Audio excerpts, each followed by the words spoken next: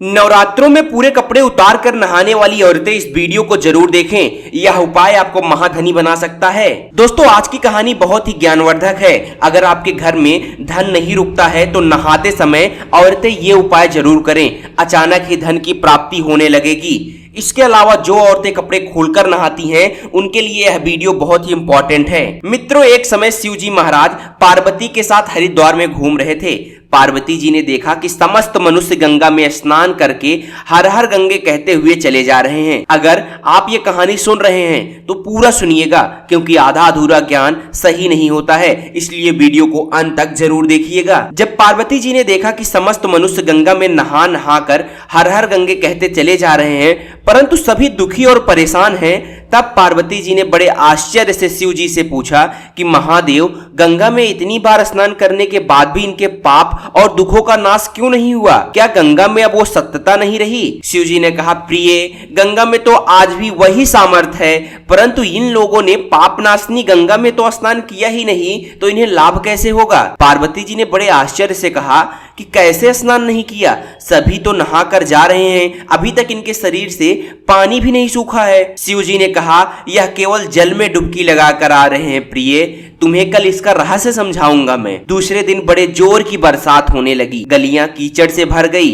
एक चौड़े रास्ते में एक गहरा गड्ढा था, चारों ओर कीचड़ भरा हुआ था। शिव जी ने अपनी लीला से वृद्ध रूप धारण कर लिया और उस गड्ढे के पास ऐसे जाकर पड़ गए जैसे मनुष्य चलता हुआ गड्ढे में गिरा पड़ा हो और निकलने की चेष्टा करने पर भी नहीं निकल रहा हो। पार्वती जी को उन्होंने समझाकर गड्ढे के पास बैठा दिया और कहा कि लोगों को तुम पुकारती रहो और बोलो, मेरे वृद्ध पति अचानक गड्ढे में गिर पड़े हैं, कोई पूर्ण आत्मा इन्हें निकालकर इनके प्राण बचाए और मुझ जैसे असहाय की सहायता करे। शिव जी ने पार्वती जी को यह भी समझाया कि गड्ढे के पास अगर कोई मुझे निकालने के लिए आता भी है तो उससे एक बात और कहना, उसको बोलना कि भाई, मेरा पति स्वार्थ निष्पाप है, इन्हें वही छुए जो स्वयं निष्पाप हो। यदि आप निष्पाप हैं तभी इनको हाथ लगाइएगा, नहीं तो आप भस्म हो जाएंगे। पार्वती जी ने तथास्तु कहकर गड्ढे के किनारे बैठ गई और आने जाने वाले लोगों को पुकारती रही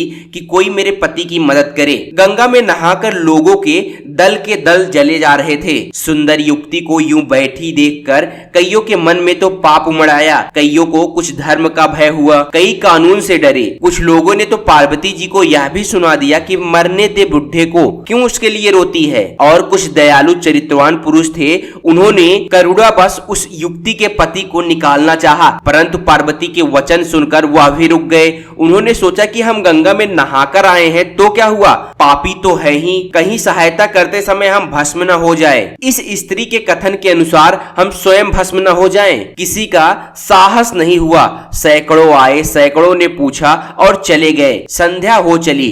शिव जी ने कहा, पार्वती, देखा कोई आया सच्चे हृदय से गंगा में स्नान करने वाला। दोस्तों, थोड़ी देर बाद एक जवान हाथ में लोटा लिए हर हर गंगे करता हुआ निकलता आ रहा था। पार्वती ने उसे भी वही बात कही। युवक का हृदय करुणा से भर आया। उसने शिव जी को निकालने की तैयारी की। पार्वती ने रोक कर कहा कि भाई, यदि तू स्वार्थ निष्पापी नहीं होगा तो मेरे पति को छूते ही जल जाओगे। उसने उसी समय बिना किसी संकोच के दृढ़ निश्चय के साथ पार्वती से कहा कि माता, मेरे निष्पाप होने में तुझे संदेह क्यों होता है? देखती नहीं कि मैं भी गंगा में नहाकर आया हूँ? भला गंगा में गोता लगाने के बाद भी कोई पापी रहता है? अभी तुम्हारे पति को निकालता हूँ। युवक ने लपाका मारकर बुढ़े को उस गड्ढे से ऊपर निकाल दिया। शिव पार्वती ने उसे आधिकारिक समझकर अपना असली रूप प्रकट करके उसे दर्शन दिया। शिव जी ने पार्वती से कहा कि इतने लोगों में से सिर्फ एक ने ही गंगा स्नान किया। इस कहानी से शिव जी ने यह समझाने का प्रयास किया पार्वती जी को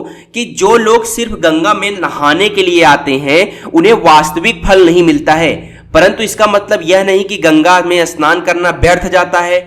गंगा स्नान एक बहुत ही पुण्य काम होता है। उसके बाद शिव जी ने कहा कि जो औरतें कपड़े खोलकर नहाती हैं उनके बारे में आपको कुछ बातें बताता हूँ। शिव जी ने कहा, हिंदू धर्म के शास्त्रों में हर चीज के लिए कुछ नियम बनाए गए हैं। इन नियमों में से एक है स्नान को लेकर कई बातें। ऐसे माना जाता है कि आम व्यक्ति को स्नान के समय नियमों का पालन जरूर करना चाहिए, जिससे घर में सुख समृद्धि आती है और खुशहाली आती है। साथ ही में अपार धन बरसता है, माता लक्ष्मी प्रसन्न होती हैं। दरअसल हमारे शास्त्र में ऐसी कई बातें लिखी गई हैं जिसका हम पालन सदियों से करते चले आ रहे हैं, लेकिन उसके कारणों के बारे में अभी भी पूरी जानकारी नहीं है। ऐसे ही नियमों में से एक है निवस्त्र स्नान करना। आपने अक्सर घरों के बड़ों के मुंह से सुना होगा कि कभी भी स्नान करते समय कपड़ों को नहीं उतारना चाहिए। अगर हम पौराणिक कथाओं के बारे में बात करें तो निवस्त्र स्नान की मनाही एक सबसे बड़ा कारण कृष्ण जी के समय से जुड़ा है। पौराणिक कथाओं के अनुसार एक बार जब गोपियां सरोवर में स्नान कर रही थी और वह निवस्त्र थी, उस समय बालकृष्ण ने गोपियों के सभी वस्त्र छिपा दिए। उस समय जब कृष्ण जी ने उनके वस्त्र छिपा लिए और गोपियों ने अपने वस्त्र वापस लेने की प्रार्थना की, तब कृष्ण जी ने उन्हें समझाया कि कहीं भी बिना वस्त्र धारण किए स्नान नहीं करना चाहिए। इससे जल के देवता वरुण का अपमान होता है, इसलिए आपको निवस्त्र स्नान नहीं करने की सलाह दी जाती है। अगर आप नहाते समय यह सोचते हैं कि बंद कमरे में कोई आपको देख नहीं रहा है तो ऐसा गलत है, क्योंकि ईश्वर आपको हर स्थान पर देखते हैं। यदि आप निवस्त्र होकर स्नान कर रहे हैं तो यह मुख्य रूप से जल के देवता वरुण का अपमान करने जैसा होता है।